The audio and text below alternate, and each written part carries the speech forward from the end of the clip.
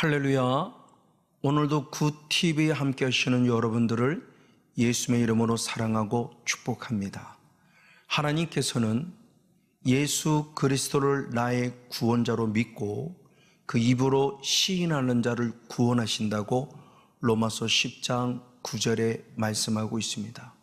근데 그 믿음이 그냥 막연히 예수님 믿습니다 해서 구원을 얻는 것이 아니라 그 믿음의 근거는 로마서 10장 8절 말씀에 의하면 하나님께서 전해주시는 믿음의 말씀이라.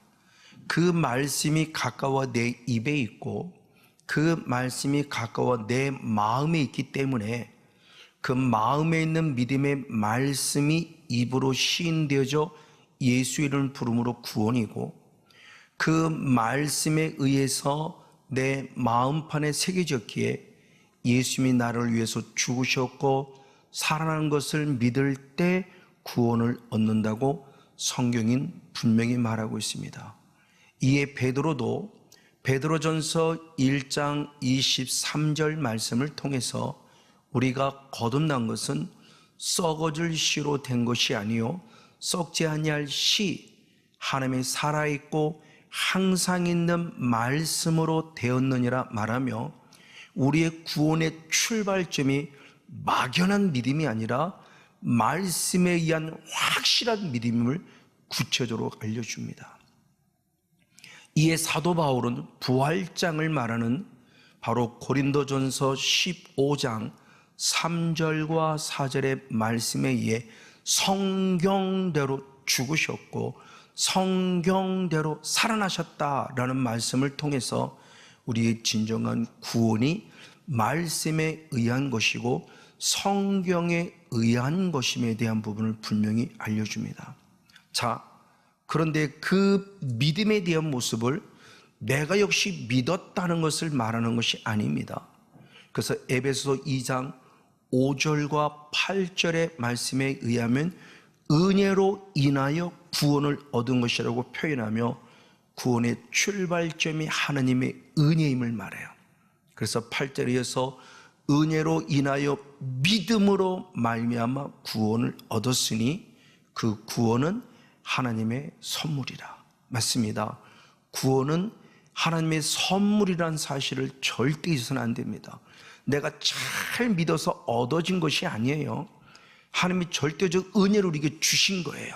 그래서 믿어지게 만들었고 믿어짐을 통해서 신앙을 고백했을 때 부족한 우리들에게 하나님이 구원이란 절대적 은혜를 주신 겁니다. 이 은혜를 잊지 말아야 될 부분의 모습을 가르쳐 주고 있습니다. 그러면서 구원을 얻었으면 이제 구원을 얻었다로 끝나라는 것이 아닙니다. 역시 이어서 로마서 10장 10절의 말씀에 의하면 계속적으로 입으로 시인하고 마음으로 시인하고 인정함으로 말미암아 구원에 이르러야 한다라고 성경이 가르쳐 주고 있다는 사실을 잊어서는 안 될 것입니다. 그러게 역시 사도 바울은 빌립보서 1장 12절 말씀에 너는 항상 복종하고 두렵고 떨림으로 구원을 이루라 이렇게 표현했어요. 구원의 은혜가 이루어진 자에게 두렵고 떨리는 가운데 항상 복종해서 구원을 이루어 가야 한다는 사실들을 알려주고 있다는 사실이죠. 그 구원을 이루라고는 말이 어떤 의미를 가지고 있냐? 구원의 은혜를 얻은 우리들에게 마땅히 행해야 할 바를 행해야 된다는 것을 알려주는 거예요. 그래서 빌립보서 2장 12절 말씀을 현대어 성경을 통해서 보면은 구원받은 자로서 마땅히 해야 할 옳은 일에 더욱 힘써 주기 바란다 이렇게 표현되어서 이게 구원을 이루어가는 우리들의 삶을 말해요. 근데 내가 그럼 구원을 이루어가냐? 아닙니다. 그래서 이어서 빌립보서 2장 13절 말씀에 행하시는 이는 하나님이시다 말하며 그 일을 행하시려고 우리에게 감동을 주사 그 일을 행하게 하셨다고 그럽니다. 즉 내가 구원을 이루어가는 것도 아니라는 거예요. 내 안에 하나님께서 내 안에 성령님께서 계속 구원의 은혜를 입은 자가 구원의 은혜 안에서 구원을 이루어갈 수 있도록 감동 주실 때 그 감동에 순종하는 순간 하나님이 행하셔서 구원을 이루어가게 하시는 주님의 놀라운 뜻이 있다는 걸 말씀하니, 구원은 내가 무엇을 행해서가 아닙니다. 구원 자체가 절대적 은혜요, 구원을 이루어가는 과정도 절대적 주님의 은혜임에 대한 부분을 성경은 말씀하고 있습니다. 즉 구원을 이루어간다는 것은 내 믿음이 성장하고 있고 내 믿음이 자라고 있음을 보여주는 나의 삶입니다. 그래서 디모데전서 4장 15절의 말씀에서는 너의 믿음의 진보 그랬어요. 그걸 나타나라, 보이라는 겁니다. 그 진보는 바뀌어진 개역 개정 성경에서는 내가 성숙한 것만큼 내 믿음을 삶으로 보이라는 것이죠. 그래서 중요한 말씀에 대표적인 교회가 데살로니가 교회이니, 데살로니가후서 1장 3절의 사도 바울은 하나님께 감사했는데 무엇을 감사했느냐? 데살로니가 교회의 성도들이 믿음이 더욱더 자랐음에 대해서 감사해요. 자랐어요. 성숙했다는 겁니다. 이것이 우리가 구원을 이루어가는 과정 속에서 내 힘이 아니라 성령의 힘으로 하나님의 뜻을 이루어드리는 삶이 되어야 한다는 것을 말씀하고 있다는 사실입니다. 그래서 사도 바울 역시 이어서 고린도서 6장 1절 말씀에 하나님의 구원의 은혜를 헛되이 받지 말라, 이렇게 표현했어요. 구원의 은혜가 너무너무 값어치 없어서 하나님이 그냥 주는 선물같이 생각할 때 공짜로 얻었다는 선물 때문에 하나님의 구원의 은혜가 헛되이 되는 경우가 있었기에 사도 바울은 고린도 교회에서 말합니다. 하나님의 구원의 은혜를 헛되이 받지 마. 그래서 스스로 고백합니다. 뭐라고 고백하는가? 역시 부활장인 고린도전서 15장 10절 말씀에 나 된 것은 하나님의 은혜라. 이 은혜를 헛되이 하지 않기 위해서 다른 사도보다 더 많이 수고했는데 그 수고마저도 하나님의 은혜라고 하는 사실이에요. 맞아요. 조금 전에 앞서 봤던 빌립보서 2장 12절과 13절의 말씀에 구원을 이루어가는 과정 속 내가 아니라 그 일을 행하시는 하나님에 의해서 성령의 감동을 따라 나는 순종했을 뿐인데 그 일을 행하게 하시는 분은 하나님이라고 말씀하니, 바울 역시도 이 은혜가 너무너무 귀해서 그 은혜를 헛되이 하지 않기 위해서 더 많이 수고했는데 그 수고마저도 내가 아니라 하나님의 은혜라고 고백하는 바울의 아름다운 영성을 보게 됩니다. 이게 우리에게 주신 구원의 은혜를, 구원받은 은혜가 감사해서 계속 구원에 이르도록 자라가는 영성 가운데 구원을 이루어가는 우리들의 삶의 모습을 보여줍니다. 이에 사도 바울은 디모데전서 1장 12절 말씀에 내가 작은 일에 충성하였을 때 하나님이 내게 사도란 직분을 맡겨주심에 감사하는 고백이 나와요. 근데 그 수고마저도 충성마저도 하나님의 은혜인 거예요. 내가 뭐를 했다가 아닙니다. 하게 하신 하나님께 감사하는 거예요. 작은 일에 충성케 하신 하나님, 더 많이 수고케 하신 하나님, 그 은혜, 그 수고마저 하나님의 은혜일 때 하나님은 오히려 그것을 더 귀하게 보시고, 바울아, 그래, 너는 사도란 직분을 감당할 수 있다고 말하며 사도란 직분을 주심에 감사했을 때 그 충성 때 여기다 할 때 그 충성의 원어가 피스토스라는 원어입니다. 근데 피스토스라는 원어가 갖는 근본, 그 근본은 갈라디아 3장 9절의 말씀에 믿음이라는 원어가 근본입니다. 바로 이 믿음을 통해서 피스토스라는 원어가 쓰여지는데, 그럼 믿음은 뭐냐 그랬을 때 그냥 막연히 믿습니다가 믿음이 아니라 믿음은 보여지고 들려지고 나타내져야 되는 거예요. 그래서 그 믿음을 사도 바울이 충성으로 수고로 보여준 것처럼 역시도 보여줘야 돼요. 그래서 충성 때 여겼을 때 피스토스가 결국 믿음이라는 모습과 같이 연결이 될 수 있다는 사실이죠. 그리고 피스토스는 또 하나 더 나가 계시록 17장 14절의 말씀에 진실한 자가 이긴다, 영적 싸움에서 이기는데 예수님만 이김이 아니라 예수님의 부르심을 받은 자 가운데 진실한 자가 이긴다. 그럴 때 진실한 자도 피스토스예요.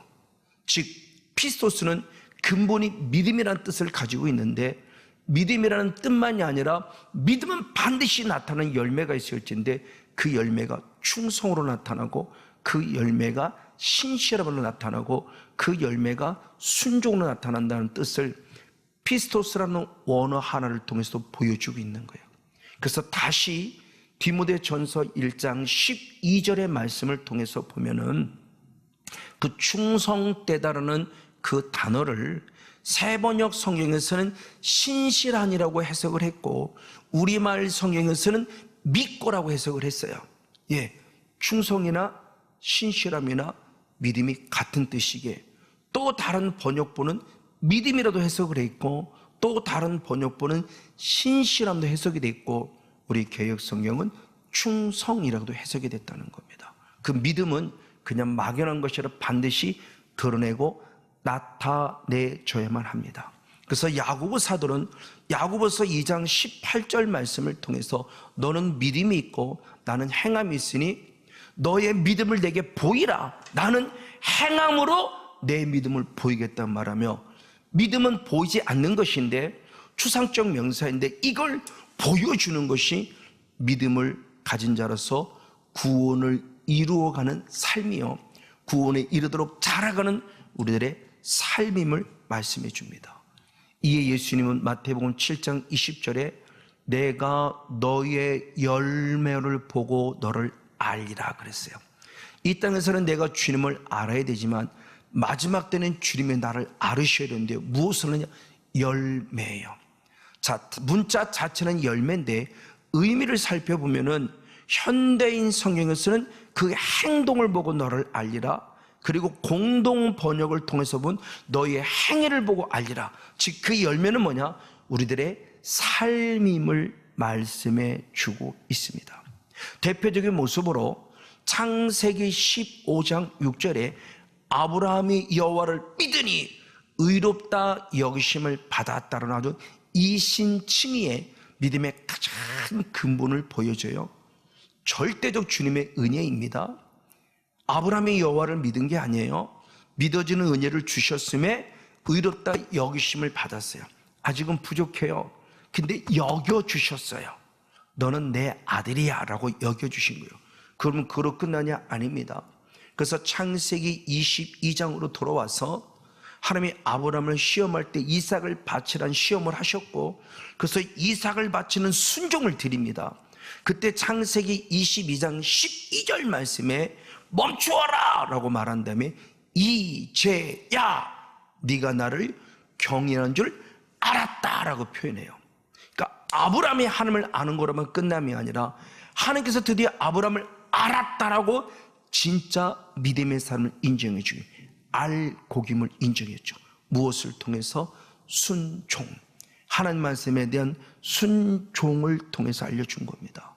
그래서 야고보 사도는 역시 야고보서 2장 21절 말씀을 통해서 이삭을 제단에 드릴 때에 행함으로 의롭다 하심을 받은 것이 아니냐라는 말씀을 통해서 바로 의문법이요 질문을 통해서 마저 아브라함은 믿음으로 의롭다 하심을 여김을 받았기에 행함으로 결국 믿음의 온전한 삶을 인정받은 삶이 되었음을 성경에 기록합니다.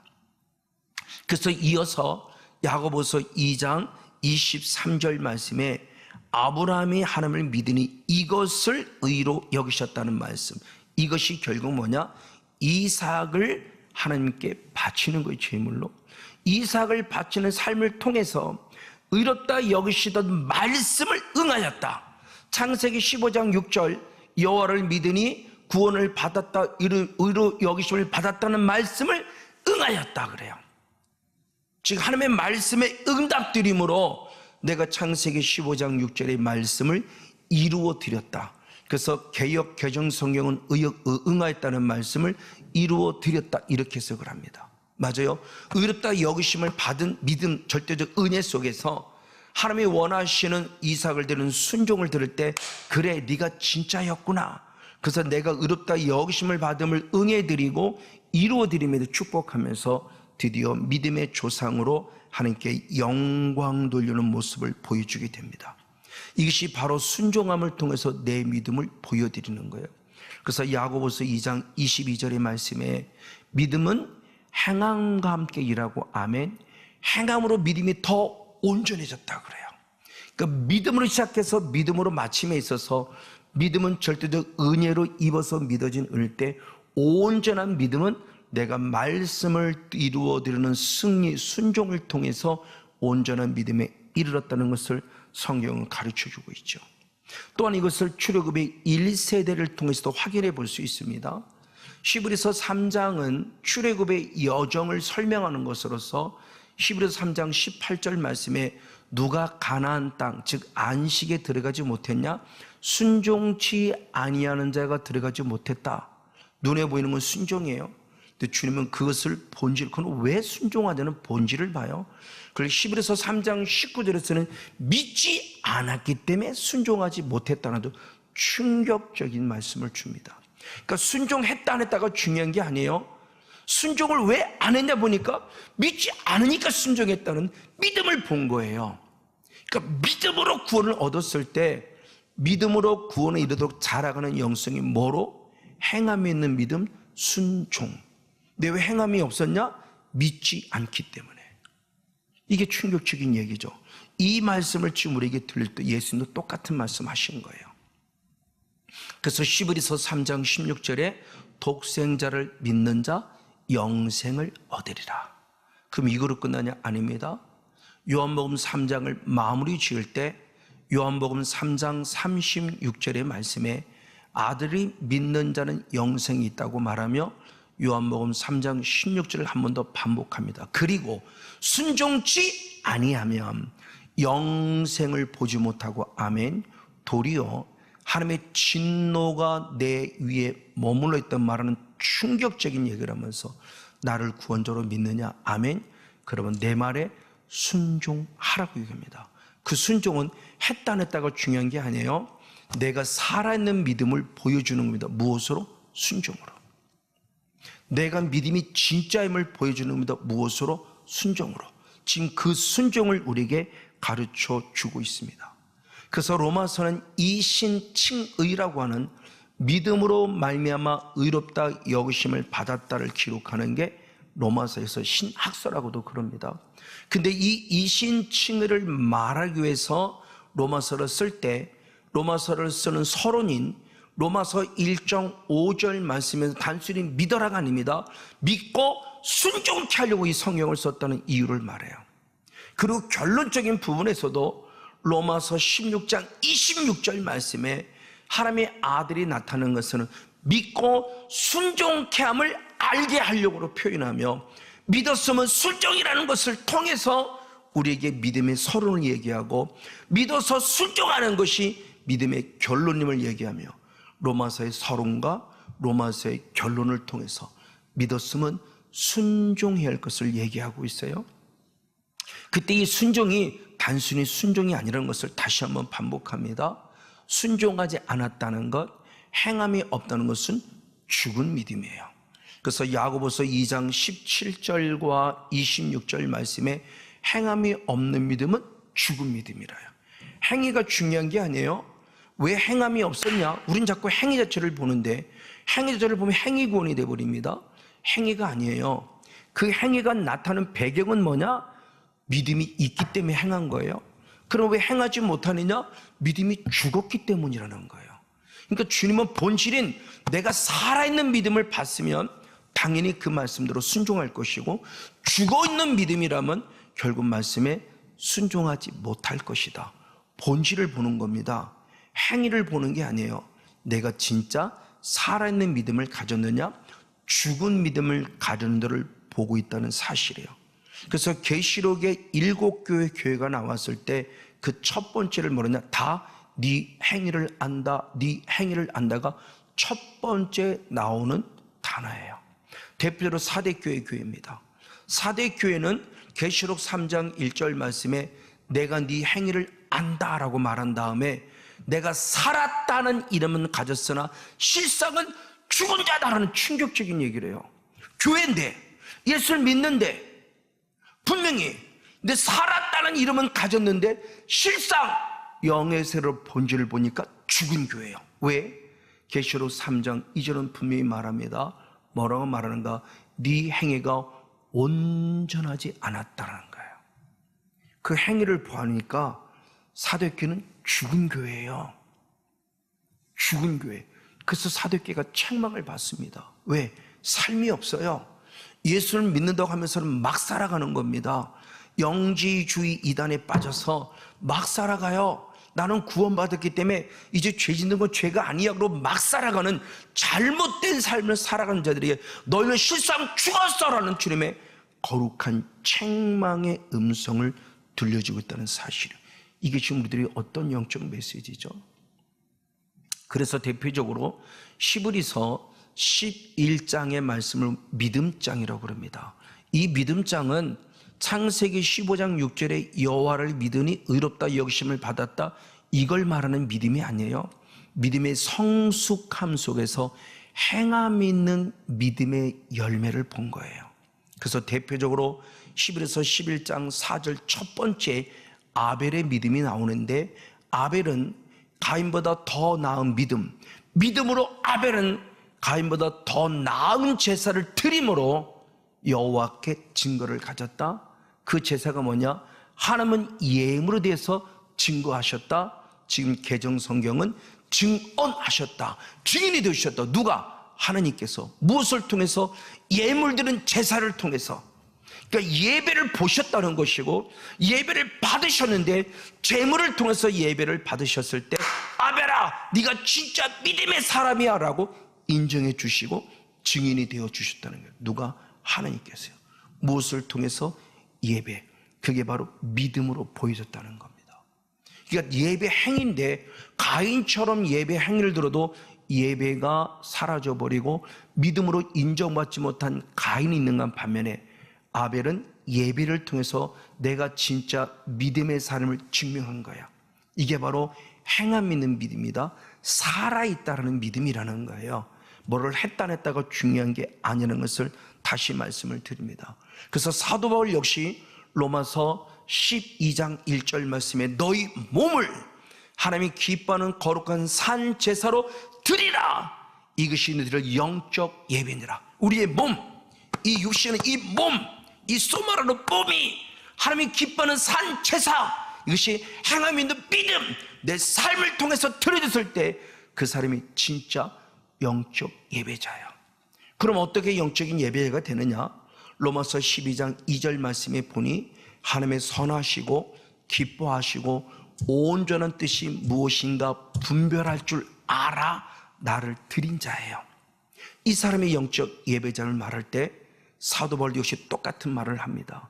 디모데후서 2장 15절 말씀에 진리를 분별하는 자가 부끄러울 것이 없는 일꾼으로서 하나님께 자기를 드리는 자라고 그래요.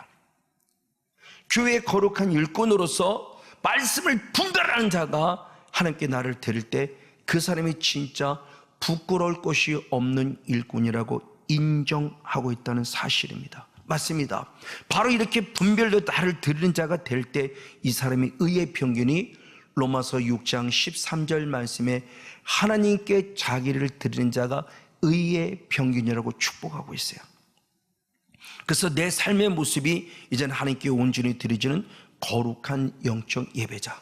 그래서 로마서 6장 22절 말씀에 거룩함에 이르는 열매를 맺을 때 그 마지막은 영생이라. 그러니까 내 힘이 아니라 성령이 도우시는 힘을 통해서 하나님께 드릴 때 그 거룩함에 이르는 것이고, 그 거룩함에 이르는 열매를 맺을 때 그 마지막에 영생이라고 그래요. 이제 우리는 생명을 이루는 열매를 맺어야 돼요. 내 안에서 성령을 통해서. 그래서 성령으로 말미암아 순종하는 자. 그래서 베드로전서 1장 2절에 순종하도록 택함 받았다 말씀했으니 거룩한 순종을 통해서 내가 살아있는 믿음을 보여드림으로 하나님께 영광 돌리고 마지막까지 생명이 이르는 영생이 이르는 복된 주인공 우리 모두가 되어지기를 예수님의 이름으로 간절히 축복하고 축원을 드립니다.